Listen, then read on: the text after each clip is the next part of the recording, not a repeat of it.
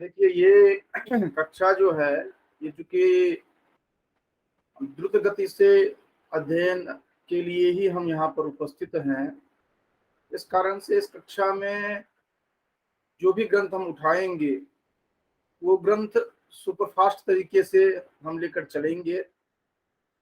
Superfast का अभिप्राय यह नहीं है कि अवधारणाएं जो है उनको हम स्किप करेंगे, लेकिन ये भी रहेगा कि उसके बहुत हम ज्यादा समय नहीं देंगे उस पर।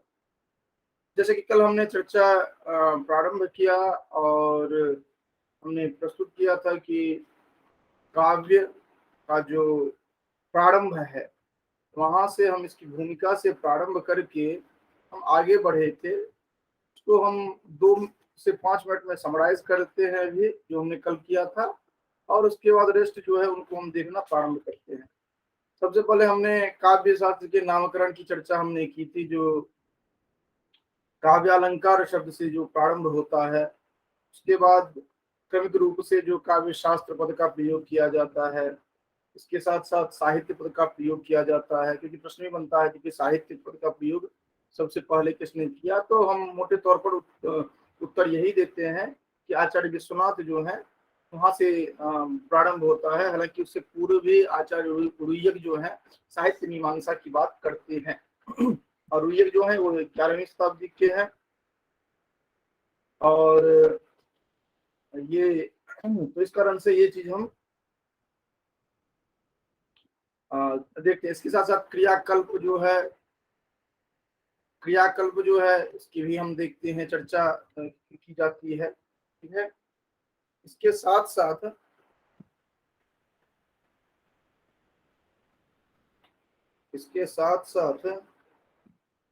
एक मिनट,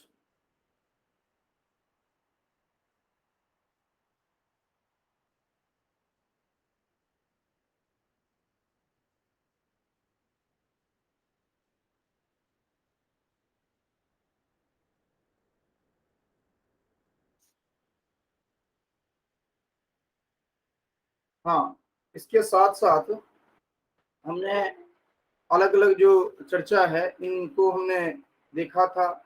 इसके साथ साथ साक्षात हम पहुंच गए थे, जो कि इसका काल विभाजन जो किया गया है उसको लेकर के हमने देखा था, और हमने बताया था जो प्रारंभिक आदिकाल से लेकर के भामह तक का समय को, फिर रचना काल में हमने देखा था भामह से लेकर के जो चर्चा होती है आनंदवर्धन तक, फिर निर्णयात्मक काल में हमने चर्चा की थी जो कि आनंदवर्धन से लेकर के मम्मट तक की बात जो आती है, और फिर मम्मट से लेकर आचार्य विश्वेश्वर जो है वहां तक हम देखते हैं।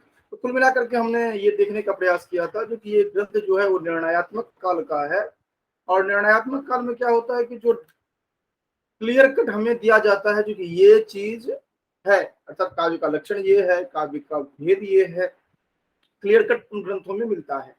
तो इसके बाद हम आगे बढ़े थे तो काव्य का जो ये काव्य प्रकाश का जो मंगलाचरण है वो मंगलाचरण हमने देखा था। नियम लादी में प्रतंत्राम नवरस रुचिराम निर्विघ्नात् अदिति भारती कवि जयते। इस पे एक एक पद की व्याख्या करने के बाद हम पहुंच गए थे जो कि यहाँ विधेयम सब प्रयोजनम इत्याह, कि यहाँ पर अविधेय जो है काव्य, और उसके बाद जो उसका प्रयोजन है उसकी हमने चर्चा की थी। तो लोकशास्त्र काव्यादिवेक्षण काव्य की शिक्षा अभ्यास हेतु इसकी चर्चा हमने की थी। और इसमें हमने बताया था जो कि शक्ति, निपुणता और अभ्यास, ये तीन जो है ये मुख्य हैं। यही तीन जो है प्रयोजन है, उन्हीं को ग्रंथकार मिला करके कहते हैं हेतुर न तो हेतवः। वहां पर ये नहीं है कि इन तीनों में से कोई एक, मतलब ये है कि तीनों समुदित रूप से, समवेत रूप से होंगे। ठीक है, देखिए ये इस कक्षा में जो आप लोग यहाँ पर देख रहे हैं, यहाँ पर आप लोग सब कुछ पहले से ही पढ़े होंगे, कुछ नया नहीं पढ़ेंगे, लेकिन ये होगा कि सरसरी निगाह से आप संपूर्ण को देख लेंगे, और कुछ ऐसे बिंदु होंगे जो वास्तविक रूप से आप कभी भी देखे नहीं होंगे, समझे नहीं होंगे। ये भी मेरी गारंटी है। तो इसलिए आप अगर यहाँ पर जुड़ते हैं तो पेन कॉपी अपने पास रखिएगा, जो जो हम बताते चलते हैं उसको नोट करते जाइएगा, क्योंकि इस तरह की कक्षा आपको बहुत कम मिलेगी जहां पर कि केवल टू द पॉइंट हम चर्चा करते रहे हैं। अब इसके साथ साथ क्या होता है कि जब आप काव्य की चर्चा करने लगते हैं तो अभिधेय हो गया, प्रयोजन हो गया। तो काव्य पद का प्रथमतः प्रयोग जो कर रहे हैं काव्य प्रकाशकार, वो कहां पर कर रहे हैं? तो प्रयोजन के साथ कर रहे हैं, जहां पर कहा गया है इहा विधेयम स्वप्रयोजनम इत्याह। क्योंकि ये प्रश्न पूछा जाता है कहां पर? जहां पर कहा जाता है, जो कि आपने तो कह दिया था, तो दोषो शब्दार्थो सगुणावनलंकृति पुनः क्वापि, तत्पद का क्या अभिप्राय है? आप कहते हैं काव्य है, तो काव्य का प्रयोग कहाँ किया गया है? तो यहीं से किया गया है, काव्यम जैसे अर्थकृत्य जो है यहाँ से किया जाता है। तो ये एक हो गया। और इसमें आप ध्यान रखेंगे, हमने कल भी चर्चा की थी, काव्य पद जो यहाँ पर चर्चा की गई है, काव्य के प्रयोजन को की जो चर्चा की गई है, लगभग जितने भी आचार्य हैं प्रयोजन के रूप में इन्हीं को स्वीकार करते हैं। जैसे ये सॉरी, कारण जो आगे हम चर्चा करते हैं काव्य, जैसे ये शक्ति निपुणता और अभ्यास, अर्थात हमने प्रयोजन के रूप में हमने तो जैसे अर्थकृत्य व्यवहार विधेय आदि को हमने चर्चा किया, और उसमें भी हमने स्पष्ट किया जो कि किन के लिए कौन उपादेय है। उसके बाद कारण में जो हम आते हैं, तो शक्ति निपुणता और अभ्यास जो है इन्हीं की चर्चा करते हैं। आगे चल करके जितने भी आचार्य हैं शक्ति निपुणता और अभ्यास की ही चर्चा करते हैं। और यहाँ तक कि आप रसगंगाधर कांड में पहुंचेंगे, रसगंगाधर में पहुंचेंगे, तो आचार्य जगन्नाथ जो है वो कहते हैं प्रतिभा को ही मानते हैं, और प्रतिभा और कुछ नहीं है, यही शक्ति जो है वो प्रतिभा है।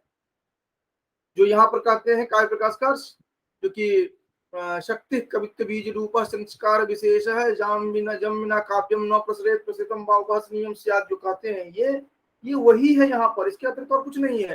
तो ये चीज आपको ध्यान में रखना होगा, वहां पर भी चर्चा करते हैं, हालांकि वहां पर थोड़ा और विस्तार कर लेते हैं रसगंगाधर में, जो कि प्रज्ञा नवोन्मेष शालिनी जो है प्रतिभा, उसको लेकर के चर्चा करते हैं। तो कुल मिलाकर के आप यहाँ पर देखते हैं, जो कि प्रयोजन में, जो कि काव्यम यश अर्थ कृते व्यवहार विदे श्वेत रक्षतये सद्य परिनिवृत्तये कांता संमित्तयोपदेश युजे, यहाँ पर आपको जिन जिन विषय वस्तुओं को चर्चा करनी होती है विस्तार में, वो है यश से का उदाहरण आपको दिखाना होता है, अर्थ कृत्य का उदाहरण दिखाना होता है, व्यवहार विधि का उदाहरण दिखाना होता है, शिवेत रक्षतये को विशेष रूप से ध्यान देते हैं, शिव इतर, ये पद हमने कल चर्चा की है, कल वाले वीडियो में देख लेंगे आप। शिवेत रक्षतये सद्य परिनिवृत्त, सद्य परिनिवृत्त का अभिप्राय होता है आनंद की प्राप्ति, और इसके लिए यहाँ पर विस्तार पूर्वक चर्चा किए हैं। और ये आपको पूछा भी जाता है, जो कि सकल प्रयोजन मूलीभूतम समन्वयमेव विविध वेद्यांतरम रसास्वादन समभूतम विविध वेद्यांतरम आनंदम।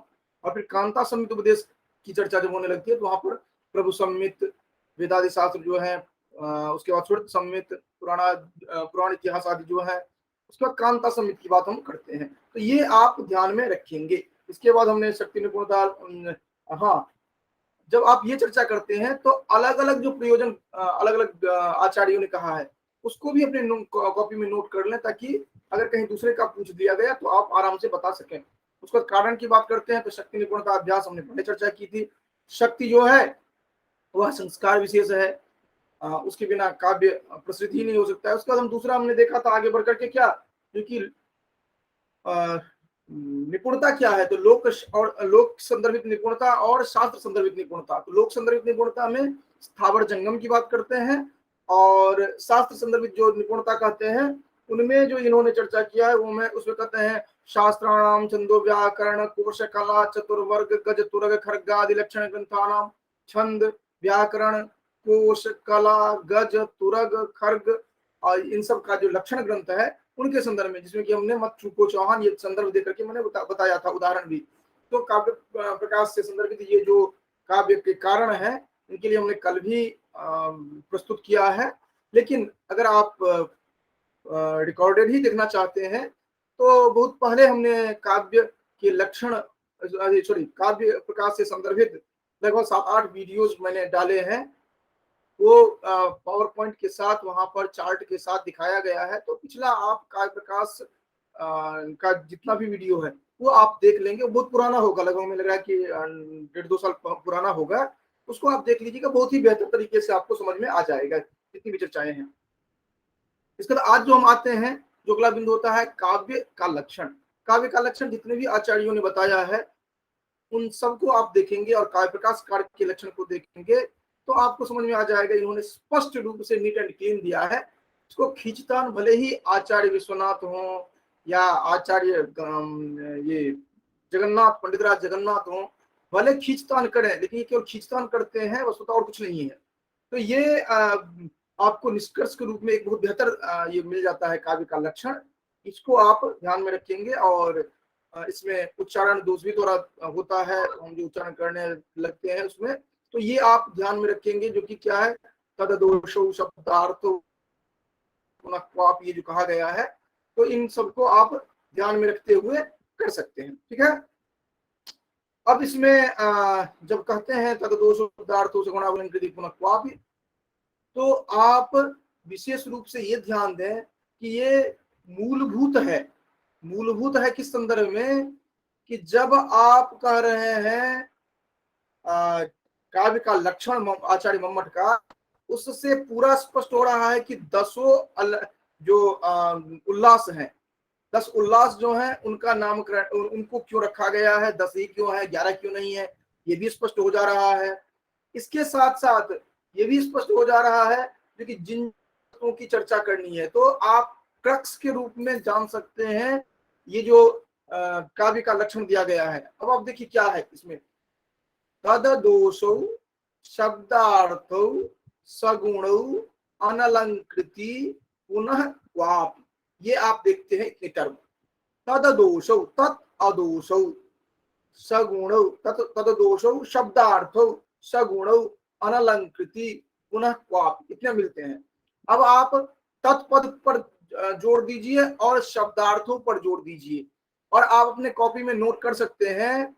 पहले जो आपने काव्य देखा था, तो काव्यम इज इक्वल टू तत् इज इक्वल टू शब्दार्थ, ये आप नोट कर लें।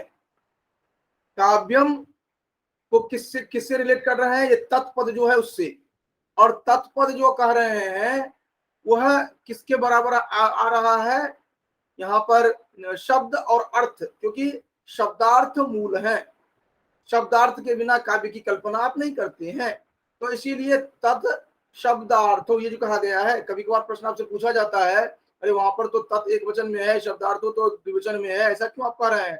तो चूंकि काव्य का शरीर जो होता है वह शब्द अर्थ मिलकर शब्दार्थ समष्टि है, इस कारण से शब्दार्थों कहा है। भामह से लेकर के आचार्य ये मम्मट तक जो चर्चा करेंगे, वे विश्वनाथ भी चर्चा करेंगे, तो शब्द अर्थ दोनों को मानेंगे काव्य के संदर्भ में। लेकिन जब आप पंडित राज जगन्नाथ में जाते हैं, तो वो कहते हैं रमणीयार्थ प्रतिपादक शब्द काव्य शब्द को ही मानते हैं, और वो तर्क देते हैं क्यों वो शब्द को मानते हैं। तो यहाँ पर काव्यम इज इक्वल टू तत् इज इक्वल टू शब्दार्थ, ये है। अब क्या है कि यहाँ पर शब्दार्थों जो है उसी के अलग अलग विशेषण हैं, अदोषों कहिए या सगुणों कहिए या फिर अनलंकृति पुनः क्वापि कहिए। आपसे प्रश्न पूछा जाता है ऑब्जेक्टिव में, जो कि अनलंकृति में कौन सा वचन है या किस लिंग में है, तो आंख मूंद करके आप ध्यान में रखिए, शब्दार्थ पुल्लिंग द्विवचन में है, इसीलिए यह भी पुल्लिंग द्विवचन में होगा। इसके अतिरिक्त आंख मूंद करके आप ध्यान में रखिए, जितने भी हैं अदोषो हो या शब्दार्थो हो या अनलंकृति पुनः क्वापि हो या सगुणों हो, ये आप ध्यान में रखेंगे। और इसका फिर अलग अलग तरीके से आप उसका अर्थ जानते रहिए, फिर साहित्य दर्पणकार कैसे खंडन करते हैं ये जानते रहिए, और उसको अगर विस्तार में आप जानना चाहते हैं तो फिर पुनः मैंने वही कहा, वहां पर पावर पॉइंट के साथ मैंने वहां पर समझाया हुआ है, उसको आप देख लें। अलग अलग आचार्यों ने जो खंडन किया है वो भी मैंने एक स्लाइड में ही वहां पर बताया है, तो उसको देख लें। क्योंकि मैं यहाँ पर बहुत विस्तार में जाऊंगा तो फिर आगे मैं नहीं बढ़ पाऊंगा, इसलिए केवल टू द पॉइंट मैं संक्षेप में समझाने की बात यहाँ पर कर रहा हूँ, क्योंकि हमें 3 से 4 दिन में ये ग्रंथ को पूरा कवर करना होता है, इसलिए। तो ये हो गया। इसमें यहाँ पर कहा जाता है दोष रहित होना चाहिए, गुण सहित होना चाहिए, और अनलंकृति पुनः क्वापि का अभिप्राय स्पष्ट रूप से जान लीजिए, कहीं भी कंफ्यूजन नहीं रहना चाहिए, क्योंकि मैक्सिमम स्टूडेंट को हमेशा कंफ्यूजन ही रहता है। ये अनलंकृति पुनः क्वापि का अभिप्राय है, यदि कहीं पर स्फुट अलंकार न हो, स्फुट का अर्थ होता है स्पष्ट, जो आप कह सके जहां यही है, यही विपिन झा है, आप स्पष्ट रूप से जान रहे हैं ना, ऐसे आप स्पष्ट कह सकें जो कि अलंकार है, उसको कहा जाता है स्फुट अलंकार होना। लेकिन कहीं पर कंफ्यूजन हो, क्योंकि ये है या नहीं है, तो वहां पर हो जाता है अस्फुट, अर्थात स्फुट न होना। अगर कुछ स्फुट अलंकार न हो तो भी वहां पर काव्यत्व की हानि नहीं होगी, ये बात कहा गया है। हालांकि काव्य साहित्य दर्पणकार इसको खींचतान करना शुरू करते हैं, लेकिन आप स्पष्ट रूप से समझते रहिए, पुनः क्वापि जो कहा गया है, अनलंकृति पुनः क्वापि, उसका अभिप्राय है कि यदि स्फुट अलंकार न हो तो भी काव्यत्व में हानि नहीं होगी।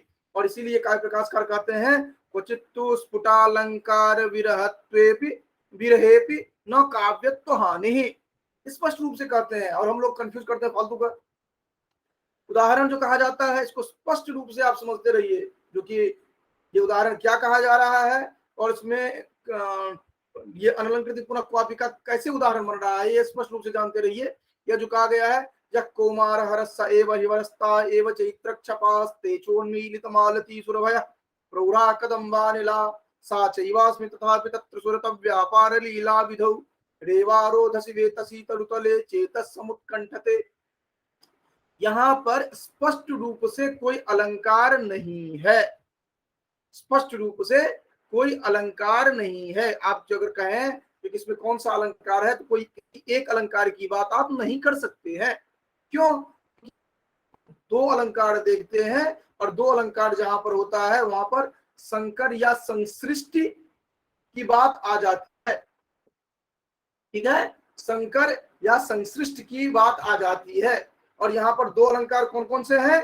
दो अलंकार हैं विभावना और विशेषोक्ति। इस उदाहरण के माध्यम से आपको हम 4 अलंकार फ्री ऑफ कॉस्ट समझा रहे हैं। ठीक है, जो कि आप इसको उदाहरण को समझते समझते अपने आप में समझ जाएंगे ये विभावना क्या है, विशेषोक्ति क्या है, संसृष्टि क्या है और संकर क्या है। ये अलंकार जितने भी हैं इनको आप आसानी से समझ जाएंगे। ठीक है, अब देखिए इसमें क्या है कि विभावना और विशेषोक्ति अलंकार दोनों की प्रसक्ति है, और इस कारण से इसमें कहते हैं जो कि संकर है। ठीक है, और चूंकि संकर संसृष्टि एक जैसा होता है, इसलिए मैं संकर संसृष्टि को भी समझा दे रहा हूं। तो आपको आपके पाठ्यक्रम में जो अलग अलग बहुत सारे अलंकार हैं उनमें आप 4 अलंकार को ऐसे ही समझ जाएंगे। ठीक है, एक मिनट। हाँ, अब आप ये देखिए जो कि विभावना और विशेषोक्ति जो इसमें बताया गया है क्या है। इसमें विभावना के लिए आप लिखेंगे 01, और विशेषोक्ति जो है वह 10। ऐसे आप समझेंगे इसको, जो विभावना अलंकार क्या है, विशेषोक्ति अलंकार क्या है, इसको आप इस तरह समझेंगे। एक मिनट, मैं यहाँ पर आप लोगों के लिए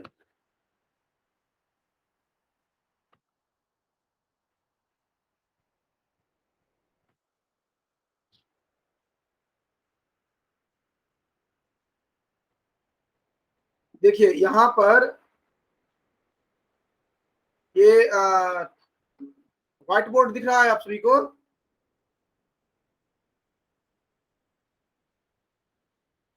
चलिए, व्हाइट बोर्ड वाले में आप लोगों को दिक्कत होगी क्योंकि फोन यूज कर रहे होंगे, तो मैं चैट बॉक्स में ही दिखा दे रहा हूँ, क्योंकि व्हाइट बोर्ड वाले में आपको समस्या होगी।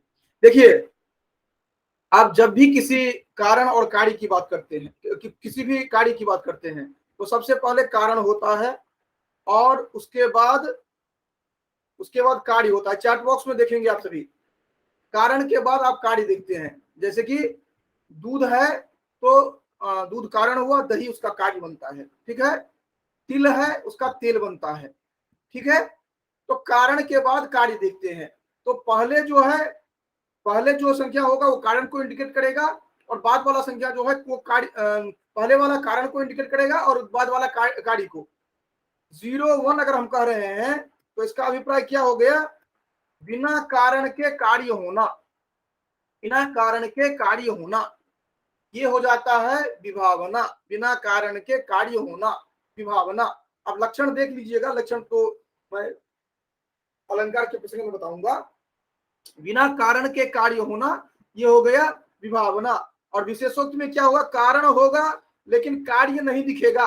ये विशेषोक्ति। मैं 10 जो विभावना कहा और सॉरी 01 जो विभावना कहा और 10 जो विशेषोक्ति में कह रहा हूं, इसको आप ठीक से समझिए। यहां पर दिया गया है जो कि कारण न होने पर भी कार्य का होना विभावना, और कारण के होने पर भी कार्य का न होना विशेषोक्ति। ये जो उदाहरण बता रहा हूं इनमें दोनों ही होंगे। क्या है उदाहरण का, अगर आशय देखा जाए तो क्या है, क्योंकि ये ये जितनी भी बातें बताई जा रही है, एक नायिका कर रही है जो कि यही हमारा वर है जिसने मेरा कुमारी हरण किया था और यही चैत्र की रात्रि है, आदि आदि बताया जाता है। यहाँ पर लास्ट में कहा जा रहा है चेतः समुत्कंठते, हमारा चित्त जो है फिर भी उत्कंठित हो रहा है। उत्कंठित हो रहा है मतलब क्या, जो कार्य पहले हो गया है उसके लिए उत्कंठा नहीं होती है। आपका रिजल्ट जिस दिन आता है उसी दिन उत्कंठा होती है। रिजल्ट एक बार आपने देख लिया उसके बाद उत्कंठा नहीं होती है। उत्कंठा का कारण अर्थात होगा जो पहली बार जो कुछ आप करते हैं या सुनते हैं या समझते हैं उसके लिए उत्कंठा होती है, उसके अतिरिक्त के लिए उत्कंठा नहीं होती है। तो यहाँ पर कौमार्य हरण जिस समय में हुआ था उस समय में उत्कंठा होना ठीक था। उसके बाद जो उत्कंठा हो रहा है उसे उत्कंठा नहीं कहा जाएगा। हाँ, उनको उसको अच्छा लगना या अन्य जो भी टर्म दे वो हो सकता है। तो उत्कंठा लगना कार्य है। यहाँ पर कार्य क्या है, उत्कंठा होना। उत्कंठा होना जो है ये कार्य है। अब उत्कंठा होना कार्य जो है, ये जो है उत्कंठा जो है ये कार्य है। अब इसके लिए क्या होना था, जो कि यह जितनी भी बातें बताई जा रही है जो कि वही वर है या चैत्र की रात्रि है आदि आदि, जो वही सिचुएशन बन रहा है, इसका अभाव होना चाहिए था जो नहीं है। तो यहाँ पर उत्कंठा के कारणों का अभाव है, अर्थात कारण के बिना कार्य हो रहा है। कार्य तो दिख रहा है लेकिन कारण नहीं वहां पर है, तो ये विभावना की स्थिति बन रही है। और जो जो यहाँ पर दिखाई पड़ रहा है, एक देखिए दोनों चीज एक ही है, दोनों में से ही हम फेरबदल करके देख रहे हैं। दूसरा हम क्या देख रहे हैं, जो कि उसका कुमारी हरण हुआ है, चैत्र की रात्रि है, वही तट है, आदि आदि जो है, इसका कार्य क्या होना चाहिए था, उत्कंठा नहीं होना चाहिए था। तो यहाँ पर उत्कंठा है, इस कारण से यहाँ पर वह हो गया जो कि कारण होते हुए कार्य नहीं है। अर्थात यहाँ पर विभावना की दृष्टि से हम एक बार विचार करेंगे, दूसरा विचार करेंगे हम विशेषोक्ति की दृष्टि से। पहला हम विभावना की दृष्टि से विचार करेंगे और हम खोजने का प्रयास करेंगे जो कि कारण नहीं है और कार्य है। दूसरी बार अलग हमारी दृष्टि होगी, विशेषोक्ति की दृष्टि से विचार करेंगे और विशेषोक्ति में क्या विचार करेंगे, विशेषोक्ति में क्या विचार करेंगे, जो कि कारण है लेकिन कार्य नहीं है, ये विचार करेंगे। और इस कारण से क्या हो जा रहा है कि संकर अलंकार हो जा रहा है। ठीक है, और संकर और संश्लिष्ट अलंकार कहां पर होता है, तो ये स्पष्ट रूप से आप जानते रहिए। दोनों में क्या होता है, संकर हो या संश्लिष्ट हो, यहाँ पर दो या दो से अधिक अलंकार होंगे। कर लेंगे, संकर हो या संश्लिष्ट हो उसमें दो या दो से अधिक अलंकार होंगे। ठीक है, दो या दो से अधिक अलंकार होंगे। एक उदाहरण में दो या दो से अधिक होंगे, ये दोनों का कंडीशन है, तो संकर हो सृष्टि, दो या दो से अधिक, तो मिनिमम दो अलंकार होंगे। ठीक है, मिनिमम दो अलंकार होंगे। लेकिन अंतर क्या है, ये स्पष्ट रूप से हम कंफ्यूज करते हैं। संसृष्टि जो है, संसृष्टि जो है इसमें पहले संकर देख लीजिए। संकर में क्या होता है कि दोनों अलंकार होंगे, दोनों एक दूसरे से जुड़े हुए होंगे, सापेक्ष होंगे। संकर जो होंगे वह सापेक्ष होंगे और संसृष्टि जो होंगे वह निरपेक्ष होंगे। अंतर यही है दोनों में, ये ध्यान रखिएगा। सापेक्ष और निरपेक्ष, अर्थात संकर और संश्लिष्ट दोनों में अलंकार जो होंगे, दो अलंकार मिनिमम होना चाहिए एक उदाहरण में। लेकिन संकर में क्या होगा, सापेक्ष होगा, संश्लिष्ट में क्या होगा, निरपेक्ष होगा। ये दोनों जो अलग अलग हमने बताया है, इसमें सापेक्ष संश्लिष्ट में क्या होगा, निरपेक्ष रूप से होगा, और संकर में जो होगा वह सापेक्ष रूप से होगा। वैसे भी देखिए, संकर क्या होता है, दोगलापन या हाइब्रिड। जब आप क्रॉस करवाते हैं तो दोनों तो एक दूसरे पर अवलंबित होगा ना, सापेक्ष होगा ना, ये आप समझ लीजिए संकर का, आपको वैसे ही ध्यान रहेगा। ठीक है, चलिए, तो अब ये कह रहे हैं जो कि ये जो कहा गया है था, जो कि नकुचित स्फुटो अलंकार है, ये जो कहा गया था ये यहाँ पर स्पष्ट हो जा रहा है, क्योंकि यहाँ पर स्पष्ट अलंकार नहीं है, विभावना विशेषोक्त अलंकार होने के कारण ये कौन सा अलंकार हो जा रहा है, यहाँ पर संकर अलंकार हो जा रहा है। ये स्पष्ट हो गया। इसके बाद हम आगे चलते हैं, जो कि आगे है काव्य का लक्षण हमने देख लिया है। उसके बाद काव्य के भेद पर आते हैं। देखिए, सभी का पर एक विस्तार से व्याख्यान हो सकता है, लेकिन हम उतने डेप्थ में नहीं जा रहे हैं, इसलिए आपको खुद भी देखना होगा हर एक बिंदु को। उसके बाद है भेद। भेद में लगभग जितने भी आचार्य हैं उनको देखेंगे, वो 3 भेद बताते हैं, उत्तम, मध्यम, अधम। ठीक है, उसी का नामकरण करते हैं ध्वनि काव्य, गुणीभूत व्यंग्य और अवर, अधम या चित्र काव्य। ठीक है, जो भी ग्रंथकार है लगभग सभी में ऐसे ही मिलेगा। केवल एक विशेष है पंडित राज जगन्नाथ, जो उत्तमोत्तम काव्य को भी मानते हैं, और ये उत्तम काव्य का लक्षण, ये उदाहरण आदि जो है उनका खंडन करते हैं। तो उनकी बात छोड़ दीजिए, रेस्ट जितने भी हैं वो सभी अनिवार्य रूप से जितने भी हैं ये, अर्थात काव्य प्रकाशकार आदि, ये 3 ही मानते हैं। और इसके लिए मोटे तौर पर आप सभी जानते ही होंगे, लेकिन यहाँ पर हम एक लेमैन की भाषा में बता रहे हैं, अर्थात एकदम सहज रूप से ये उत्तम काव्य क्या है, मध्यम काव्य क्या है, अधम काव्य क्या है, ये आप जानते रहें। देखिए, हम जो बोल रहे हैं वो डायरेक्ट स्पीच है, अर्थात मैं जो कह रहा हूं यथावत आप ग्रहण कर रहे हैं। जैसे मैं कह रहा हूं पूर्व सूर्य उदय हो रहा है, तो सूर्य उदय हो रहा है उसका साक्षात अर्थ अगर आप लेते हैं संकेतक ग्रह के साथ, तो उसको वाच्यार्थ कहते हैं। लेकिन उसके साथ साथ फिर अगर वाच्यार्थ ग्रहण करने में असुविधा होती है तो फिर हम लक्ष्यार्थ में जाते हैं, फिर हम उसमें व्यंग्यार्थ में जाते हैं, आदि आदि। तो व्यंग्यार्थ में भी हम जहां जाते हैं तो सबसे पहले वाच्यार्थ तो होगा ही। मान लीजिए हम कह रहे हैं जो कि सूर्य अस्त हो रहा है, और इसका अगर अन्य अर्थ लिया जाए जो कि अब चोरों के लिए चोरी करने का समय हो रहा है, या ग्वाला जो है उसके लिए दूध दूहने का समय हो रहा है, आदि आदि जो भी लिया जाए अर्थ, लेकिन पहले सूर्य अस्त हो रहा है, ये वाच्यार्थ तो ग्रहण करना ही पड़ेगा, ये शब्द तो बोलना ही पड़ेगा। तो ये जो है, तो हमेशा व्यंग्यार्थ की भी बात करेंगे तो वहां पर वाच्यार्थ होगा और व्यंग्यार्थ होगा, ये वाच्यार्थ होगा और व्यंग्यार्थ होगा। तो वाच्यार्थ जो है, वाच्यार्थ से व्यंग्यार्थ दो वहां पर हो गए। अब दोनों को आपको कंपेयर करना है।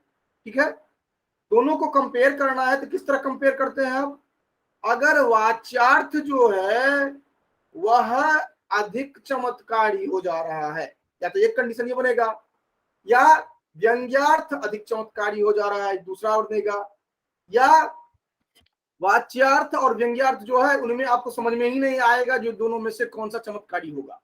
अभी हम क्या पढ़ रहे हैं, काव्य के भेद जो हो रहे हैं उनका आधार माना जाता है ध्वनि या व्यंग्य या प्रतीयमानार्थ, या फिर आप अलग कोई शब्द कहें, मोटे तौर पर एक ही है, थोड़ा बहुत भेद है। ठीक ना, तो ध्वनि कहें, व्यंग्यार्थ कहें या प्रतीयमानार्थ कहें, ये सभी अर्थ लगभग एक जैसे ही है, थोड़ा बहुत अंतर होता है विशेष स्थिति में। तो ये जो कहा जा रहा है, अब तीनों का भेद कैसे होता है ये मैं बताना चाह रहा हूं। काव्य के जो 3 भेद हैं वो 3 भेद किस तरह से हैं, ये बताने के लिए मैं आ रहा हूं, जो कि उनका आधार क्या है, क्राइटेरिया क्या है, निकष क्या है, वो है क्या, ध्वनि। ध्वनि मतलब व्यंग्य। तो ये जो कह रहे हैं, आप समझाएंगे कैसे? मान लीजिए आपको इनका परिभाषा नहीं याद है, तो आप क्या करेंगे, बताएंगे जहां पर वाच्यार्थ की अपेक्षा व्यंग्यार्थ अधिक चमत्कारी हो, चमत्कारी मतलब अच्छा लगे, रोचक हो, आनंददायक हो, तो वहां पर उत्तम काव्य होगा या ध्वनि काव्य कहिए, ठीक है। जहां पर दोनों होंगे, वाच्यार्थ और व्यंग्यार्थ, उनमें कौन बेहतर है ये समझ में ना आए, तो वहां पर हो जाएगा गुणीभूत व्यंग्य, क्योंकि व्यंग्य जो है उसको गुणीभूत कर दिया है, अर्थात उसको गौण बना दिया गया है, वहां पर हो जाएगा गुणीभूत व्यंग्य या मध्यम काव्य। और जहां पर वाच्यार्थ जो है वह गुण अलंकार के कारण थोड़ा ऊपर की स्थिति में हो व्यंग्यार्थ की तुलना में, हालांकि व्यंग्यार्थ वहां भी होगा, व्यंग्यार्थ नहीं होता ऐसा नहीं है, ये ध्यान रखेंगे, अधम काव्य हो या अवर काव्य या चित्र काव्य, वहां पर भी व्यंग्यार्थ होते हैं, क्योंकि सामान्य रूप से हम बोलते वक्त बोल देते हैं नहीं वहां पर ध्वनि नहीं होता है, ऐसा नहीं है, वहां पर भी होते हैं, लेकिन ध्वनि वहां पर इतने लोअर स्टेज में होते हैं कि वाच्यार्थ के साथ जो गुण अलंकार जो होता है वो हावी हो जाता है। तो कुल मिलाकर के आप क्या समझिए, उत्तम काव्य के लिए अर्थात दोनों होंगे, अर्थात तीनों काव्य में ध्वनि और वाच्य दोनों दिख रहे हैं आपको। जहां पर ध्वनि ऊपर आ गया उत्तम काव्य, ध्वनि काव्य, जहां पर दोनों बराबर आ गए तो गुणीभूत व्यंग्य या मध्यम काव्य, जहां पर वाच्यार्थ ऊपर की ओर उठ रहा है वह हो गया अधम काव्य या अवर काव्य या चित्र काव्य। अगर आपने इतना समझ लिया है तो तीनों का जो लक्षण है, तीनों का के जो उदाहरण है वो आप समझ पाएंगे। अगर आपने इतना नहीं समझा है तो आगे आपको समझाना व्यर्थ है। तो इनमें से अभी जो काव्य के तीनों भेद जो हैं, इन तीनों को अगर आपसे कहा जाए बिना उसका लक्षण जाने, अर्थात उत्तम काव्य का लक्षण क्या है, मध्यम काव्य का लक्षण क्या है, बिना इसको जाने अगर आप अपनी भाषा में समझाना चाहें तो आप समझा सकते हैं। जो समझा सकते हैं वो हैंड रेज करेंगे, और नहीं समझा सकते हैं तो कोई बात ही नहीं है। हाँ, सचिव प्रभा, सीता, मनीषा, अनुपम, रंजीता, सभी सो गए या सुन भी रहे हैं? सर सुन रही हूँ। जो जिनको समझ में आया है वो हैंड रेज करेंगे, जिनको समझ में नहीं आया है उनकी तो बात ही अलग है।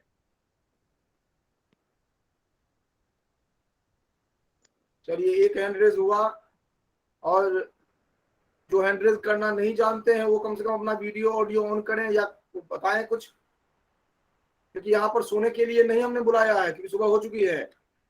हाँ चलिए, 2 व्यक्ति जागृत अवस्था में है, और अन्य 3 जो हैं वो ईयरफोन लगा करके सो गए हैं क्या? डॉक्टर सजीव प्रभा, वीडियो ऑन करो। डॉक्टर सजीव प्रभा। जी सर, जी सर, जी हाँ सर। ठीक है। मनीषा,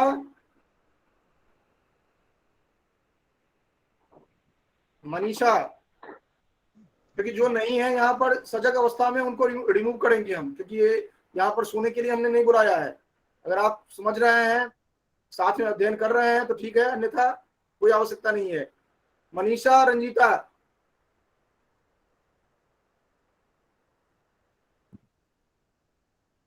चलिए जो नहीं है वो यहाँ पर नॉन है, बेहतर है। मनीषा एंड रंजीता, ये कोई सुन नहीं रहे हैं, ये हमें लग रहा है केवल हमारी परीक्षा ले रहे हैं। मनीषा गए, रंजीता, हाँ रंजीता सजग अवस्था में है, चलो ठीक है। चलिए, तो फिर हम इतना तक अगर समझ गए हैं तो आप सब कुछ बता सकते हैं। क्या है वहां पर, इदम उत्तमम। अब हम उत्तम काव्य का लक्षण बता रहे हैं। अभी जो मैंने बताया वो मोटे तौर पर आपको बताया, जो कि अगर आपको याद न रहे और अचानक में पूछा जाए उत्तम काव्य क्या है, मध्यम काव्य क्या है, तो आप चुप नहीं होंगे, आप बताएंगे, जो कि जहां पर वाच्य की अपेक्षा ध्वनि जो है वह चमत्कारी हो, वाच्य की अपेक्षा ध्वनि जहां पर चमत्कारी हो वहां पर उत्तम काव्य, जहां पर वाच्य और ध्वनि में स्पष्टता न हो जी कि कौन चमत्कारी है, वह गुणीभूत व्यंग्य। सर हाँ ठीक है, प्रणाम। मैं एकदम क्लास में हूँ, मेरा ऐसे। माइक ऑन नहीं हो पा रहा था। अच्छा ठीक है, कोई बात नहीं, किसी तरह से इंडिकेशन होना चाहिए, हैंड रेज हो या चैट बॉक्स से हो, क्योंकि हम भी तो जाने कि सामने वाला जो है वो सोई नहीं है, जगी हुई है। ठीक है, यस सर। क्योंकि रिस्पॉन्ड तो चाहिए ना हमें। तो ये चीज है। तो हमने अभी मोटे तौर पर जो बताया वो ये बताया कि अगर हमें नहीं पता हो, जो कि ये उत्तम काव्य, मध्यम काव्य और अधम काव्य का लक्षण नहीं पता हो, ध्वनि काव्य, गुणीभूत व्यंग्य या चित्र काव्य का लक्षण नहीं पता हो, और अचानक में पूछा जाए तो हम क्या बता सकते हैं? तो मोटे तौर पर हम ये बता सकते हैं कि सर, जहां पर वाच्यार्थ की अपेक्षा ध्वन्यर्थ जो है वह चमत्कारी हो, वह ध्वनि काव्य कहा जाता है।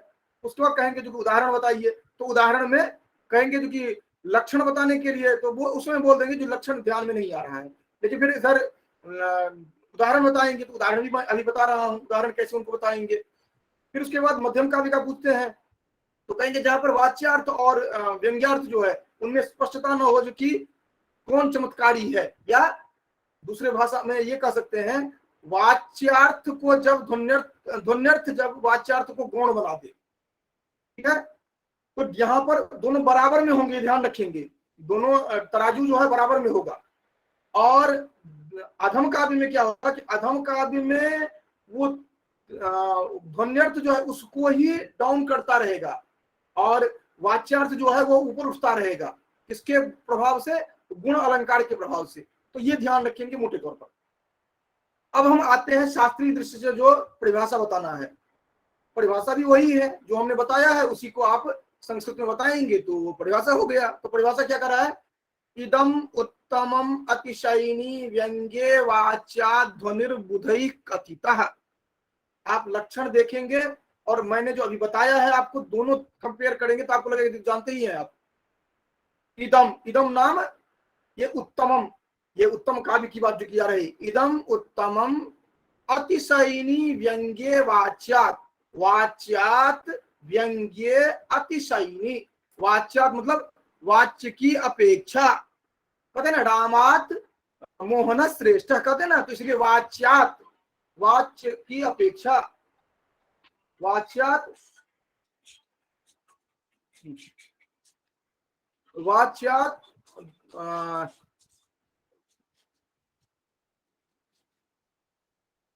एक मिनट, एक मिनट, वाच्यात ध्वनिर्बुधै कथितः। तो वाच्यात, वाच्य की अपेक्षा किसके? तो व्यंग्य, व्यंग्य का अभिप्राय हो गया व्यंग्य के होने पर, अर्थात वाच्य की अपेक्षा व्यंग्य के होने पर। क्या होने पर? अतिशयिनी, अर्थात अधिक चमत्कारी, अर्थात अधिक होने पर। अतिशयिनी का अर्थ है जो कि अधिक चमत्कारी होने पर। सप्तम्यंत है अतिशयिनी। अगर वाच्य की अपेक्षा व्यंग्य अधिक चमत्कारी होता है तो क्या होगा? इदम उत्तमम, उसको उत्तम का भी कहा जाएगा। किसके द्वारा कहा गया है? बुधई कथितः, बुधई नाम वैयाकरण ही कथिता, वैयाकरणों के द्वारा, वैयाकरणों ने जिसे ध्वनि कहा है वही उत्तम का भी यहाँ पर कहा जाएगा। तो वाच्य की अपेक्षा व्यंग्य के अतिशयनी होने पर या अधिक चमत्कारी होने पर उसको ध्वनि का भी कहा जाता है, उत्तम का भी कहा जाता है। जो वैयाकरणों ने जिसे ध्वनि कहा है उसे यहाँ पर उत्तम का भी कहा जाता है। ठीक, इसी अब इसका उदाहरण जो है, उदाहरण देखिए, उदाहरण अगर पूरा आपको ध्यान रहे तो अच्छी बात है, नहीं उदाहरण ध्यान रहे तो कैसे आप हैंडल करेंगे? तो उदाहरण दिया गया है निशेष च्युत चंदन। अच्छा, पहले जो मैंने बताया था पुनः अलंकृति पुनः क्वापि, वहां पर भी आप ध्यान में ये रखेंगे क्योंकि कौमार हर आदि जो बताया गया था उसमें विभावना विशेषोक्ति अलंकार होने के कारण संकर अलंकार है, इसीलिए स्पष्ट अलंकार नहीं है, ये हमने वहां पर बताया था। अब यहाँ पर क्या कर रहे हैं? क्योंकि निश्चय चंदन स्तन तटम निर्मिष्ट रागोधरो नेत्रे दूर मनंजने पुलकिता तन्वी तवेयम तनु मिथ्यावादिनी दूति बांधव जनस्याज्ञात पीड़ागमे पापीं स्नातुमितो गतासिन पुनः तस्याधमस्यांतिकम्।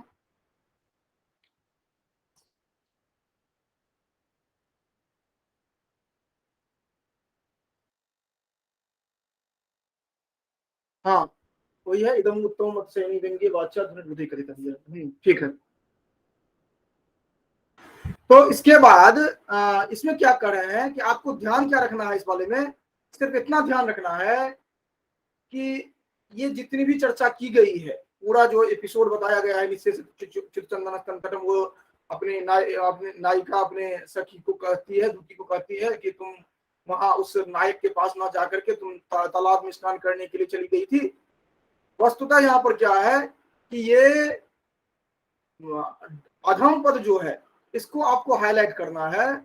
अगर अधम पद न दिया जाए तब तो ये हुआ जो कि तुम्हारे जो हम बंधु बांधव हैं उनकी पीड़ा को तुम नहीं समझ रही हो। मैंने तुम्हें कहा जो कि जाओ मेरे जो प्रिय हैं उनको मेरा कष्ट बताओ ताकि हमारा समागम हो सके, और तुमने मेरी बात समझी नहीं और तुम चली गई तालाब में स्नान करने के लिए।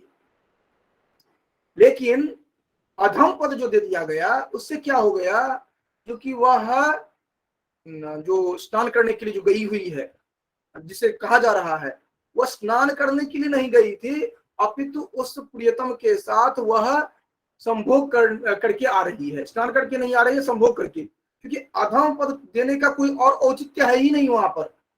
अधम पद जो वहां पर दिया जा रहा है, अधम पद से अभिप्राय ये हो गया जो कि वह मेरे सिवाय तुम्हारे साथ भी समागम करने को उत्सुक है, ये जो वहां पर हो जा रहा है। तो आपको पूरे श्लोक का अर्थ बताने की आवश्यकता नहीं होती है वहां पर। ये बात हमेशा ध्यान रखिए, क्योंकि नॉर्मली जो बच्चे होते हैं वो ये बात समझ नहीं पाते हैं, जो कि ये श्लोक जो हम बता रहे हैं उस श्लोक का अर्थ हमें बताना है कि क्या बताना है। वहां पर श्लोक आप जानते रहिए, वहां पर बताना क्या है कि किस कारण से उत्तम काव्य है, और हम पूरा कहानी बता देते हैं लेकिन किस कारण से है ये बता ही नहीं पाते हैं। तो यहाँ पर अगर अधम पद हटा दीजिए तो आप स्वयं चिंतन करिए, इसका कोई औचित्य ही नहीं रह जाएगा। जो वह दूती कर रही है कि तुम वहां पर गई थी, और जिसके कारण फिर अलग अलग वो बता रही है। देखिए इसमें हालांकि जब आप अलग अलग शब्दों को पढ़ेंगे तो उससे भी स्पष्ट हो जाएगा। जैसे निस्सेसच्युत चंदन स्तन तटम, जो कि तट प्रदेश का जो चंदन है वही हटा हुआ है, ये केवल आलिंगन से ही हट सकता है, स्नान करने से संपूर्ण हटेगा, केवल तट प्रदेश का नहीं हटेगा। ठीक है। निस्सेसच्युत चंदन स्तन तटम निर्मिष्ट रागोधरो, और अधर का जो राग है वह भी अगर स्नान करेगा तो पूर्ण रूप से हट जाएगा, वह केवल इधर उधर नहीं जाएगा वह ना। तो इस तरह का जो भी है वो भी उसी के साथ अधम के साथ घटित हो रहा है। लेकिन अगर अधम पद न दिया जाए तो वह स्पष्ट नहीं होता है जो कि वह नायक के साथ संभोग करने के लिए गई थी। तो आपको बताना क्या है कि अगर का उदाहरण क्या है, तो आप कहेंगे सर दिया गया है जो कि निस्सेस चंदन स्तन तटम जो दिया गया है उदाहरण, इसमें अधम पद जो दिया गया है ना, अधम पद के कारण यहाँ पर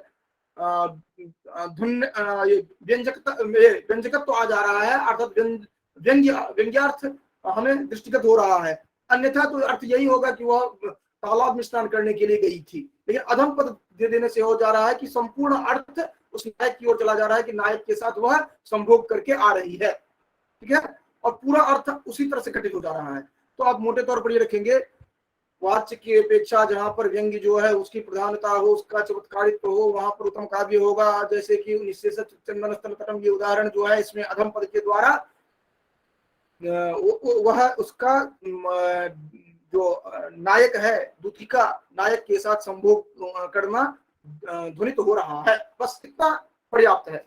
उसका दूसरा क्या है, हमने दूसरा बताया था कि जहां पर ध्वनि और वाच्य और व्यंग्य दोनों बराबर हो, कौन बड़ा है तो पता ही न चले, तो उसके लिए कहा गया है अतादृशी गुणीभूत व्यंग्यम व्यंग्य तो मध्यमम। कहें व्यंग्य के अतादृशी होने पर, उस तरह के नहीं होने पर, उस तरह के मतलब वाच्य की अपेक्षा व्यंग्य का अधिक चमत्कारित्व तो न होने पर, अर्थात उत्तम काव्य को आधार मानते हुए मध्यम काव्य कह रहे हैं क्या, जो कि वैसा न होने पर, व्यंग्य के वैसा न होने पर, अतादृशी अर्थात उस तरह के नहीं होने पर, अतादृशी गुणीभूत व्यंग्यम व्यंग्ये तो मध्यमम, अर्थात व्यंग्ये अतादृशी व्यंग्य के उस तरह के न होने पर, व्यंग्य ये भी सप्तम्यंत है, अतादृशी वो भी सप्तम्यंत है, व्यंग्य के उस तरह के न होने पर गुणीभूत व्यंग्यम, गुणीभूत व्यंग्य होगा, सीधा सा है, व्यंग्य के उस तरह के न होने पर, उस तरह के न होने पर मतलब अधिक चमत्कारी न होने पर गुणीभूत व्यंग्यम, गुणीभूत व्यंग्य कहा जाएगा, और ये मध्यम काव्य कहा जाएगा। ठीक है, अब उदाहरण कहा जाए तो उदाहरण क्या है, उदाहरण भी आप जानते हैं, ग्राम तरुणम तरुण्या न मंजुल मंजरी सनाथकरम पश्यन्त्या होत मुरलितराम मणिना मुखच्छाया। अब एक नायक है और नायिका है, दोनों के म्यूचुअल अंडरस्टैंडिंग बनी, जो कि ये एकांत स्थल है, यहाँ पर हम लोग आकर के सहवास करेंगे या एक रमण करेंगे। ठीक है, नायक पहुंच जाता है टाइम से, स्वाभाविक रूप से नायिका पहुंचती नहीं है, लेकिन ग्लानि तो उसके मन में होती है, जो कि नहीं हमें टाइम दिया गया था और हम टाइम पर नहीं पहुंचे हैं। तो क्या हो रहा है कि ग्राम तरुणम तरुण्या नव मंजुल मंजरी सनातकरम, वो है वहां पर पहुंचती तो है, लेकिन उसकी छाया जो वहां पर जो दिया गया है, मलिना मुख छाया, उसके मुख की छाया जो मलिन हो रही है, अर्थात जब अपनी गलती है तो गलती का एहसास तो होगा ही, तो गलती का एहसास जो उस नायिका को हो रही है, जो कि हम विलंब क्यों किए, ये जो वाच्यार्थ है और इससे जो ध्वन्यर्थ निकल रहा है, अर्थात मलिन मुख हो गई है, इससे ध्वन्यर्थकता ये हो रही है कि वह अपराधत्व जो है वह उसको बोध हो रहा है अपराध का, तो अपराध का बोध होना ये व्यंग्यार्थ है, और मुख मलिन होना यह है वाच्यार्थ। लेकिन यहाँ पर यह स्पष्ट नहीं हो रहा है कि दोनों में से कौन बड़ा है, किससे अधिक रोचकता आ रही है, ये स्पष्ट नहीं हो रहा है, इस कारण से यहाँ पर जो है वह गुणीभूत व्यंग्य है। ठीक है, और इसको इस सबको अगर विस्तार पूर्वक देखना है चार्ट के माध्यम से, उदाहरण आदि को, तो वहां पर जो 7-8 एपिसोड में मैंने बनाया है वहां पर वो देख लेंगे, वहां पर मैंने स्लाइड भी दिया है और उसको समझाया भी है। लेकिन ये भी बात तय है, जो कि आप जितना भी लेक्चर हमारा देखेंगे, हर लेक्चर में कुछ आपको नया मिलेगा, कुछ अलग मिलेगा। ठीक है, तो इसीलिए उसके चक्कर में मत पड़िएगा, और हर एक लेक्चर अपने आप में आपके लिए पर्याप्त है, हालांकि जितना अधिक से अधिकम फलम होगा, लेकिन आपको उतना मिलेगा। ठीक है, अब क्या कर रहे हैं वहां पर, एक्सप्लेनेशन क्या दे रहे हैं, जो कि अत्र वंजुल लता गृहे दत्त संकेता नागतेति गुणीभूत व्यंग्यम, वह जो बेत का जो एक झुरमुट था, वहां पर हम एकांत में गोपनीय स्थल में आएंगे मिलेंगे, ये संकेत दिया गया था, वहां पर वो नहीं आई, ये हो जा रहा है व्यंग्य, जो कि गुणीभूत हो गया है, और उसकी अपेक्षा वाच्य जो है वही उसका मुख मलिन हो जा रहा है, यही इसका चमत्कारित हो जा रहा है। तो व्यंग्य यहाँ पर क्या है, उसने टाइम दिया था, अपॉइंटमेंट दी थी, जो कि हाँ हम आएंगे, हम दोनों मिलेंगे, लेकिन वो टाइम से नहीं आई है, ये हुआ व्यंग्य। तो ये चीज ध्यान में हम रखेंगे, और जो व्यक्ति यहाँ पर आ रहे हैं जा रहे हैं उनसे नहीं काम चलने वाला है, कंटिन्यूटी में बने रहिए, तब समझ में आएगा कुछ, नहीं तो समझ में नहीं आएगा। इसके बाद हम देखते हैं अधम काव्य या चित्र काव्य, इसको ध्यान में रखेंगे, क्योंकि देखिए अगर सबसे ज्यादा कंफ्यूजन जो होता है वो चित्र काव्य में होता है, और हम ध्यान नहीं देते हैं। ठीक है, आपने भी पढ़ा होगा और अभी हम भी चर्चा कर रहे हैं, तो आप देखेंगे जो कि बहुत सारी बातें हैं जिस पर कि हमने कभी ध्यान ही नहीं दिया। ठीक है, अब देखिए क्या कर रहे हैं, चित्र काव्य का लक्षण तो मोटे तौर पर बता दे रहे हैं, जो कि शब्द चित्रम वाच्य चित्रम और व्यंग्यम तोबरम स्मृतम, वाच्य शब्द चित्र और वाच्य चित्र जो है जहां पर अव्यंग्य हो। अब अव्यंग्य का क्या अभिप्राय है यही स्पष्ट नहीं है, क्योंकि नए समास जो होता है वो अलग अलग अर्थों में होता है, तो यहाँ पर नौ व्यंग्यम अव्यंग्यम है, ये किस तरह से है, ये व्यंग्य नहीं हो ये है, या व्यंग्य थोड़ा हो ये है, क्या है इसका अर्थ। अवरम स्मृतम, ये अवर कहा जाएगा, जहां पर अव्यंग्य हो वहां पर अवर कहा जाएगा, और क्या होगा, शब्द चित्र और वाच्य चित्र, और इसी के कारण ये कंफ्यूजन भी हो रहा है। लेकिन हम लोग केवल लक्षण पढ़ करके छोड़ देते हैं, उसके बाद जो एक्सप्लेनेशन दिए हैं इन्होंने, वृत्ति जो इन्होंने दी है वो हम पढ़ते ही नहीं है, उनको हम समझना ही नहीं चाहते हैं, इस कारण से कंफ्यूजन होता है। स्पष्ट रूप से इन्होंने कहा है चित्र का क्या अभिप्राय होता है, शब्द चित्रम वाच्य चित्रम जो कहा गया है, चित्र का क्या अभिप्राय है, तो कहते हैं चित्रम इति गुणालंकार युक्तम, शब्द चित्र वाच्य चित्र जो कह रहे हैं उसका अभिप्राय है गुण अलंकार से युक्त हो, नहीं तो शब्द चित्रम वाच्य चित्रम कहने का क्या अभिप्राय होता, तो कह रहे हैं शब्द अलंकार अर्थालंकार दोनों को यहाँ पर ले रहे हैं, गुण को ले रहे हैं, क्योंकि शब्दगत और अर्थगत जो चित्र होगा, चित्र का अभिप्राय यहाँ पर गुण और अलंकार, चित्र इक्वल टू गुण और अलंकार है। अब दूसरा पद था अव्यंग्यम। अव्यंग्यम का क्या अभिप्राय है? स्पष्ट रूप से इन्होंने लिखा है, हम लोग ध्यान नहीं देते हैं। अव्यंग्यम इति स्फुट प्रतीयमानार्थ रहितम। अव्यंग्य का अभिप्राय क्या है? जहां पर स्पष्ट प्रतीयमानार्थ न हो। प्रतीयमानार्थ का अभिप्राय तो है ध्वन्यर्थ, व्यंग्यार्थ। जहां पर स्पष्ट प्रतीयमानार्थ न हो, अर्थात प्रतीयमानार्थ तो होगा लेकिन आपको समझ में नहीं आएगा, स्पष्ट नहीं होगा। तो ये नहीं कह सकते हैं आप कि अवर का भी या अधम का भी या चित्र का भी जो है वहां पर ध्वनि नहीं होते। ध्वनि तो होंगे ही होंगे लेकिन स्पष्ट नहीं होंगे। ठीक है। अवर का अर्थ क्या दिया गया है? अधम। अधम का भी क्यों कहा जाता है? तो अवरम नाम अधमम, ये यहाँ पर वृत्ति में कहते हैं, वहां पर तो अवरम कह दिया लेकिन बाद में आकर के अधमम कहते हैं। तो इसीलिए चित्र काव्य भी इसको कहा जाता है, अवर काव्य भी कहा जाता है, अधम काव्य भी कहा जाता है काव्य प्रकाश की कार की भाषा में। अब इसीलिए इसके दो उदाहरण देते हैं। एक देते हैं शब्द चित्र को लेकर के, एक देते हैं अर्थ चित्र को लेकर के। अब दोनों से ही प्रश्न बनता है। तो पहला जो है शब्द चित्र का उदाहरण दे रहे हैं। शब्द चित्र का अभिप्राय, चित्र का अभिप्राय गुण अलंकार होना। तो शब्दगत गुण अलंकार को दिखाने के लिए एक उदाहरण दिया गया है। दूसरा है अर्थगत गुण अलंकार को दिखाने के लिए दूसरा उदाहरण दिया गया है। जैसे दिया गया है, इसको थोड़ा ठीक से देखेंगे क्योंकि आपको जहां कहीं भी पढ़ेंगे ये तो इसको स्पष्ट नहीं किया जाता है या इसको गौण ही बना दिया जाता है अध्यापन के क्रम में भी। इसलिए थोड़ा ठीक से देखेंगे, आपको हमेशा के लिए ध्यान में रहेगा ये, और इसलिए मैंने इस पर थोड़ा सा टाइम भी मैं देना चाह रहा हूँ। तो अभी लगभग 9 मिनट करीब हमारे पास इसी के लिए रहेंगे। तो कह रहे हैं जैसे स्वच्छंदोच्छल दच्छ कच्छ कुहरच्छाते तराम्बुच्छटा ऊचन्मोह महर्षि हर्ष विहितक स्नानान्निकान्नायवः विद्यादुद्यदुदार दर्दुरदरी दीर्घा दरिद्रद्रुमद्रोहोद्रेकमहोर्मिमेदुरमदा मंदाकिनी मंदताम। अगर इसके एक एक शब्द को देखें, क्योंकि शब्द चित्र का उदाहरण है, अर्थ चित्र का उदाहरण है, इसलिए आपको एक एक शब्द का अर्थ समझना पड़ेगा, तभी जा करके इसको आप ठीक से समझ पाएंगे। नहीं तो 1000 बार पढ़ेंगे फिर 1001वें बार जो पढ़ना शुरू करेंगे तो भी आपको वैसा ही लगेगा। ये देखिए क्या कहते हैं इसमें, मूल वाक्य है मंदाकिनी मंदता। मंदाकिनी जो है गंगा, वो मंदता को प्राप्त कर रही है। और मंदाकिनी कहां पर कहा जाता है आप बेहतर तरीके से जानते हैं, अगर भूगोल आप जानते हो।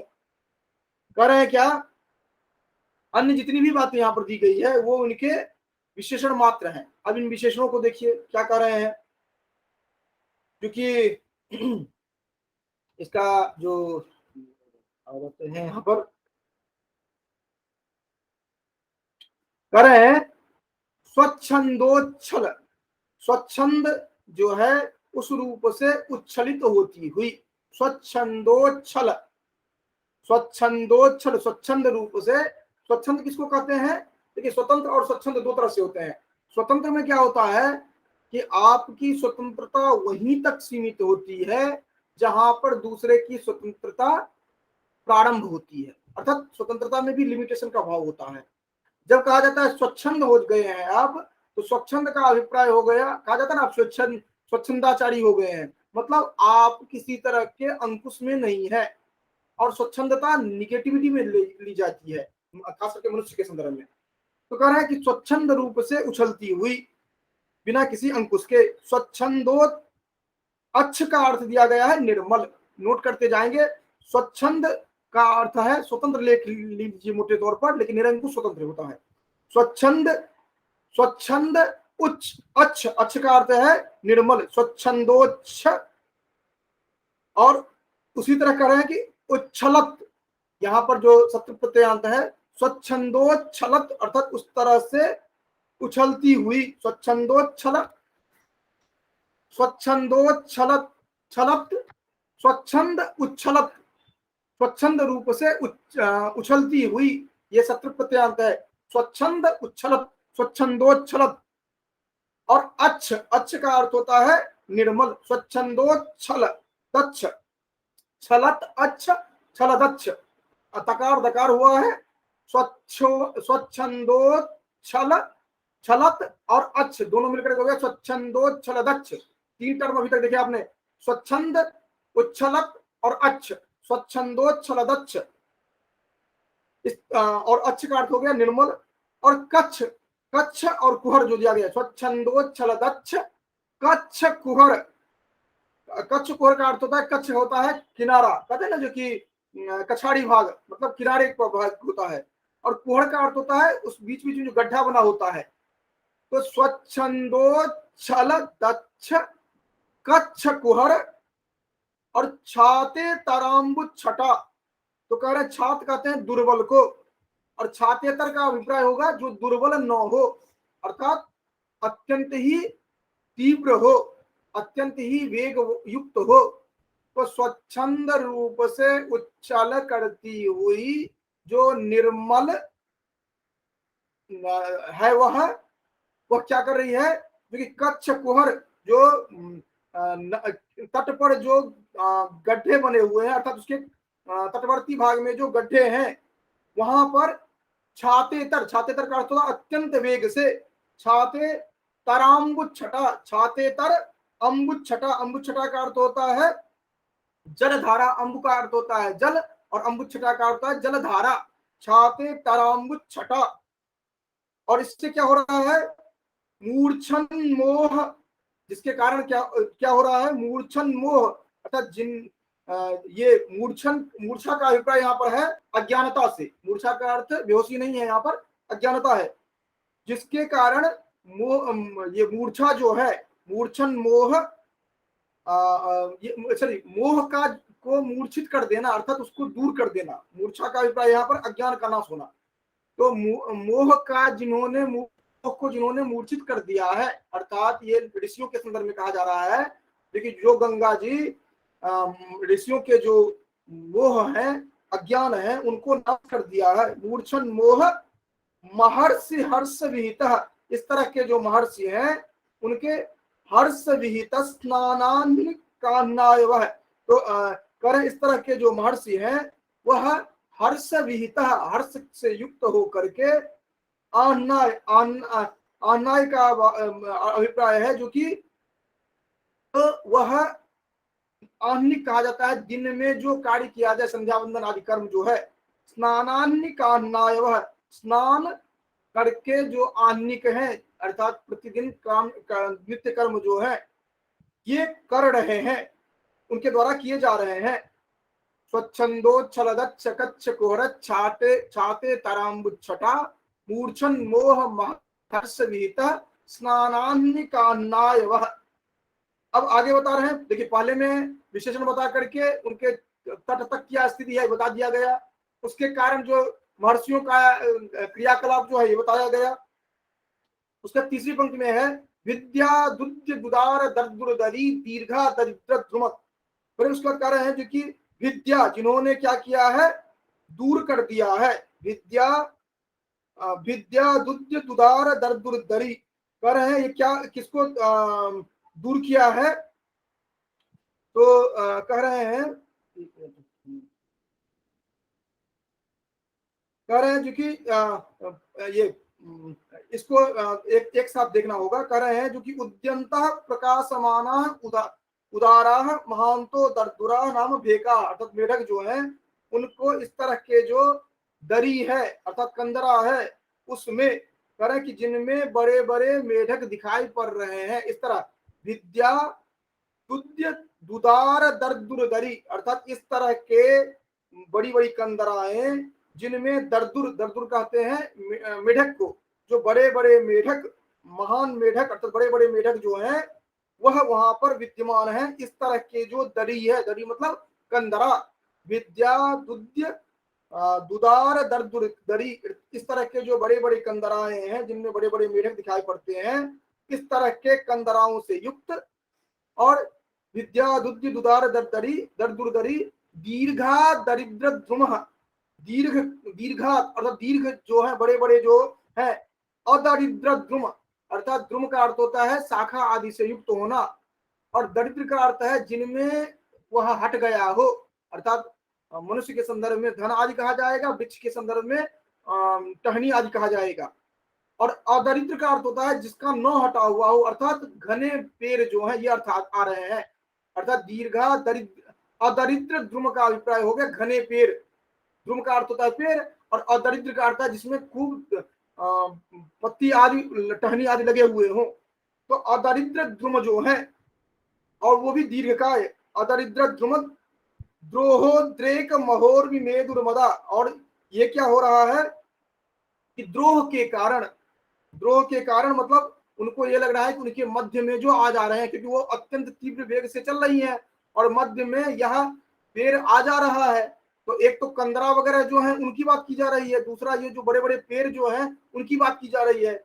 इनको द्रोह के कारण, द्रोहोद्रेक, द्रोह के कारण और जो उद्रेक हो रहा है, वस्तुतः हो क्या रहा है कि सामने में जो कंदरा आदि है, सामने में जो पेड़ आदि है, उसमें जो तीव्र गति से जो पानी का वेग जा रहा है, जल का वेग, वह उससे और उच्छलित हो जा रही है। उसको बताया जा रहा है कि मानो वह द्रोह के कारण वह और उद्रेक हो रहा है, जल में उद्रेक हो रहा है। वो तो टकराने का कारण हो रहा है, लेकिन ये बता रहे हैं क्या, जो कि उस तरह के जो दीर्घ दरिद्र द्रुम जो ये पेड़ आदि हैं, उनसे द्रोह करने के कारण मानो और उछलती हुई तरंगे उनकी हो जा रही है। द्रोहोद्रेक महोर्मी, महाउर्मी, अर्थात तरंग जो है और भी विशाल हो जा रही है। महोर्मी मेदुर मदा, मेदुर मदा मतलब मद का अर्थ होता है अहंकार या गर्व, और मेदुर मदा मतलब अत्यंत गर्वशाली होना। मेदुर मदा मंदाकिनी मंदताम, इस तरह की जो मंदाकिनी है वो हमारे जो पाप हैं, अज्ञान है, उनको दूर करें। तो ये जो अर्थ ये है, स्वच्छंदोच्छलदच्छ कच्छ कुहरच्छाते तराम्बुच्छटा मूर्छन्मोह महर्षि हर्षवेत स्नानान्निकान्नायवः विद्यादुद्यदुदार दर्दुरदरी दीर्घा दरिद्र द्रुमद्रोहोद्रेकमहोर्मिमेदुरमदा मंदाकिनी मंदताम। तो यहाँ पर वस्तुतः मंदाकिनी मंदताम ये सेंटेंस है, लेकिन ये जो शब्द संदर्भित जितने भी यहाँ पर बताए गए हैं सर थोड़ा थोड़ा सा साउंड का लेवल बढ़ सकता है क्या आपके पास से? ठीक, देखता हूँ।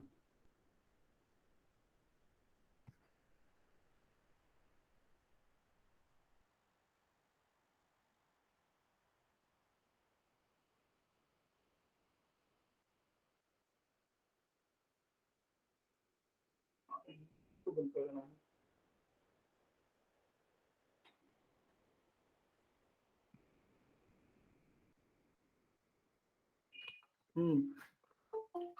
तो इसमें हम ये कर रहे थे जो कि ये जो था, स्वच्छंदोच्छल दच्छ कच्छ कोरच्छाते तराम्बुच्छटा मूर्छन्मोह महर्षि हर्षवेत स्नानान्निकान्नायवः विद्यादुद्यदुदार दर्दुरदरी द्रोहोद्रेकमहोर्मिमेदुरमदा मंदाकिनी मंदताम।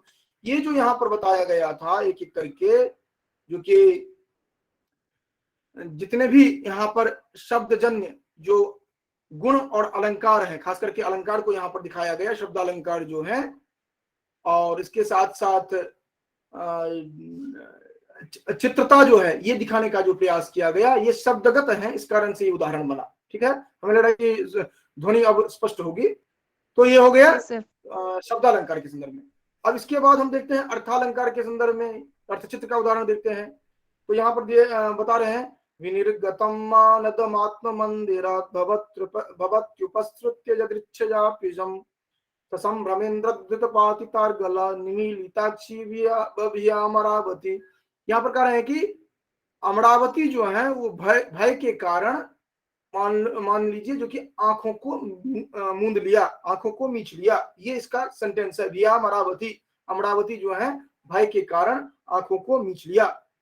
और यहाँ पर है क्या, विनिर्गतम मानद मात्म मंदिरात, ये कह रहे हैं जो कि ये प्रसंग है जो अपने ये हयग्रीव जो है वह भ्रमण करने के लिए यहाँ पर आता है, और अमरावती पर युद्ध करने के लिए नहीं आ रहा है, केवल वो हयग्रीव जो है वह भ्रमण करने के लिए आ रहा है, और अपने महल से जो ही ये निकले तो इंद्र के द्वारा मानो जिस तरह अर्गला डाल दी गई हो, इस प्रकार अमरावती रूपी जो नायिका है, ऐसा नगरी है, यहाँ पर नायिका ये पर्सोनिफिकेशन किया गया है, ये मानवीकरण किया गया है, जो कि वो नायिका जो है मानो भय से अपनी आंखें मूंद ली है।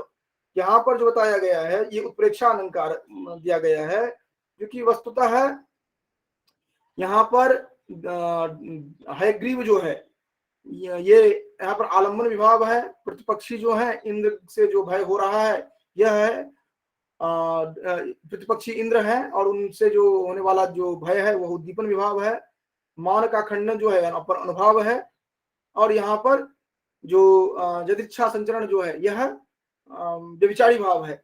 यहाँ पर क्या हो रहा है, जो कि मूल रूप से अलंकार जो अर्थगत अलंकार या उत्प्रेक्षा अलंकार जो है ये दिखाया जा रहा है। इस दृष्टि से भिया अमरावती, क्योंकि नगरी अमरावती नगरी अपने आप में आंख नहीं मूंद सकती है, मानो अमरावती ने आंख मीच ली हो, वह अर्गला डालने के कारण जो वहां पर भय व्याप्त है, ये यहाँ पर इंडिकेट करने का प्रयास किया गया है।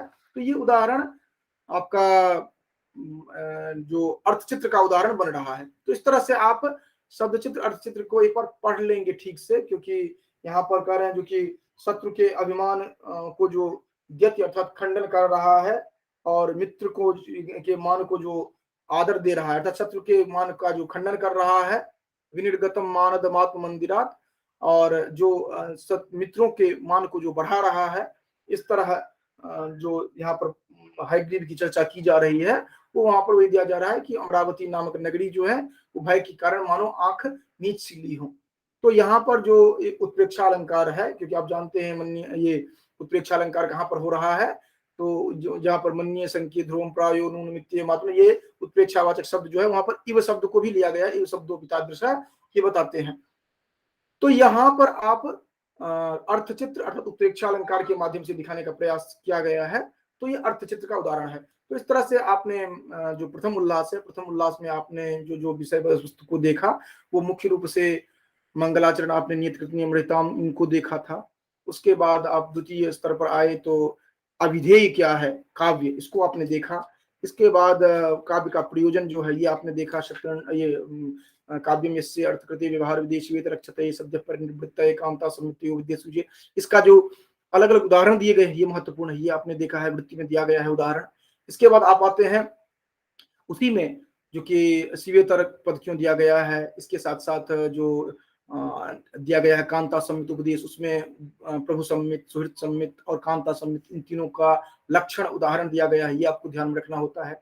इसके बाद आप तृतीय स्तर पर आते हैं तो आप देखते हैं काव्य का दिया गया है कारण, ठीक है, हेतु या कारण है। अब ध्यान रखेंगे कंफ्यूजन होता है, कभी कभार हेतु पूछ लिया जाता है, कभी कभार कारण पूछ लिया जाता है, हम कंफ्यूज करते हैं। और प्रयोजन जो है वो अलग है, प्रयोजन कहा जाए या उद्देश्य कहा जाए वो अलग होता है। हाँ, प्रयोजन में ये भी ध्यान रखना होता है क्योंकि कवि की दृष्टि से और पाठक की दृष्टि से कौन कौन से हैं। इसके बाद हमने कारण जो बताया था, तो कारण मुख्य रूप से हमने 3 बताया था, क्योंकि शक्ति, निपुणता और अभ्यास, और उसी को आप एक्सपेंड करिए। शक्ति क्या है, तो शक्ति कवित्व का बीज है, जिसके बिना काव्य प्रसिद्ध ही नहीं हो सकता है, प्रसिद्ध हो भी जाए तो उपभाषणीय होता है। इसलिए आप देखते हैं जो कि महाकवि कालिदास जो चर्चा करते हैं वहां पर कहते हैं जो कि कोसूर्य प्रहो वंश कोचाल विषयामति, अर्थात हम आपको आपके संदर्भ में हम कुछ नहीं जानते हैं, हम उस तरह के कवि हम नहीं हैं। या फिर प्रांशुलभ्य फले मोहादुद्बाहुर्य वामन, ये जो हम चर्चा करते हैं। या फिर आप भारवी की बात करें तो निसर्ग दुर्बोध मवोध विक्लवाक भूपति नाम चरितम कुजन तबा जो करते हैं प्रथम सर्ग में, मतलब वो कभी सभी कहते हैं जो कि हमें उतनी क्षमता नहीं है, अर्थात अपने भाव व्यक्त करते हैं। तो ये कहा जाता है कि कवित्व जो होता है उस कवित्व का बीज जो है वही है प्रतिभा या शक्ति, तो ये ध्यान रखना है। उसके बाद दूसरा होता है, हाँ, ये कवित्व प्रतिभा जो है इसी को रसगंगाधरकार आदि प्रतिभा के रूप में मानते हैं। रसगंगाधर तो एक ही प्रतिभा को ही मानते हैं, अन्य को गौण मानते हैं। उसके बाद दूसरा जो बताया गया था जो कि शक्ति के बाद निपुणता, निपुणता जो है उसमें 2 प्रकार से होता है, एक लोक से संदर्भित और एक शास्त्र से संदर्भित। लोक से संदर्भित स्थावर जंगमात्मक लोक जो है उसके संदर्भित, और शास्त्र से संदर्भित शास्त्राणाम वहां पर बताया गया था स्पष्ट रूप से, शास्त्राणाम छंदो व्याकरण कोश कला चतुर्वर्ग गज तुरग खर्ग आदि लक्षण मंतानम, वहां पर अलग अलग बताया गया है। तो वहां पर आप विस्तार करके देख लेंगे। और इसमें हमने मच्छू को चौहान, ये मैंने रेफरेंस भी दिया था, जो कि किस तरह प्राचीन हमारे व्यावहारिक शास्त्रों का जो अध्ययन होता था, ये जो बताया गया था, ये आप देखते हैं। और इसके साथ साथ आज तो हम देखते हैं जो कि कोई भी कवि बन जाता है। यहाँ पर जो इन्होंने बताया है कि तीनों होना चाहिए, शक्ति निपुणता तो हो गया, उसके साथ साथ अभ्यास, और तीनों जिसमें होगा उस संवेद रूप से वही उसका हेतु है, वही उसका कारण हो सकता है। इसलिए कहा जाता है हेतुर न तु हेतवः, ये जो कहा गया है, ये ध्यान रखना है। जो कि ये तीनों मिलकर के एक हैं, एक वचन अगर कहा जा रहा है तीनों मिलकर के, तो ये हमने चर्चा किया था। उसके बाद जो अगला बिंदु हमने देखा था काव्य का लक्षण, काव्य का लक्षण हमने जो देखा था, दो दोषो शब्दार्थो सगुणावलन कृति पुनः, ये हमने यहाँ पर चर्चा किया ही है। लेकिन मैंने इसका पावर पॉइंट के तहत बहुत बेहतर तरीके से प्रेजेंट किया है। वहां पर वो जो दिया गया है, ये क्या कहते हैं, ये जो है पिछला जो हमारा लेक्चर है उसमें हमने दिया है, तो उसको आप देख लेंगे तो वहां पर आपको स्पष्ट हो जाएगा कौन धर्मी है, कौन धर्म है, कौन विशेष है, कौन विशेषण है, ये पूरा हमने बताया है वहां पर। तो तत् इज इक्वल टू काव्य, काव्य इज इक्वल टू तत्, तत् इज इक्वल टू शब्दार्थ। इसको देखते हुए आप अलग अलग तरीके से उनके अलग अलग विशेषणों को जान जाते हैं। फिर उसका उदाहरण मैंने पुनः अनलंकृति पुनः क्वापि जो दिया है उसका हमने उदाहरण बताया है, जो कि ये जह कुमार रसा एवं रसता एवं चित्रक्षवा, ये जो मैंने बताया था। इसके बाद जो इसमें भी आप ध्यान रखेंगे, जो अनलंकृति पुनः क्वापि जो है, इसमें एक वचन है कि द्विवचन है, ये सभी बातों को वहां पर बताया गया है, इन सब को आप समझेंगे। उसके बाद तीसरा जो हमने बताया था, जो कि काव्य के भेद, उनको हम लक्षण सहित मैंने उदाहरण बताया। अब आगे जो हम अगले दिन चर्चा करेंगे, कल शाम में हम कक्षा रखेंगे, दिन में सुबह में कक्षा नहीं रखेंगे हम, जो कि ये 8 बजे से जो कक्षा रखना है। और कल हम द्वितीय उल्लास कल पूरा देखेंगे एक साथ, और द्वितीय उल्लास का समापन करेंगे। इसी तरह हम एक एक बिंदु लेंगे, क्योंकि बहुत डेप्थ में हम नहीं जाएंगे, इतना आप चर्चा करेंगे द्वितीय और तृतीय उल्लास, दोनों उल्लास, क्योंकि संक्षेप में हम सभी समझ सकें। तो ये 8 से 9 में या 9 से 10 में, 9 से 10 में नहीं तो रख लेंगे, देख लीजिएगा जो भी आप लोगों को सुटेबल हो बता देंगे। तो 8 से 9 या 9 से 10 में कल रख लेंगे, 1 घंटे की कक्षा रखेंगे, जिसमें द्वितीय उल्लास तृतीय उल्लास चर्चा करेंगे, और संभव होगा तो हम चतुर्थ में को भी टच करेंगे। केवल जो भी महत्वपूर्ण बिंदु हैं, जो इंटरव्यूज वगैरह में या एग्जाम वगैरह में जिससे हाईलाइटेड होते हैं क्वेश्चंस, उनको हम देखेंगे, क्योंकि हम एक एक करके अक्षरशः नहीं देख पाएंगे, क्योंकि उसमें बहुत ज्यादा टाइम लग जाता है, ये चीजें। चलिए, तो इतना हम अभी रखते हैं, और इसके बाद जिनको जो भी प्रश्न है अभी आप पूछ सकते हैं इसमें, और अन्यथा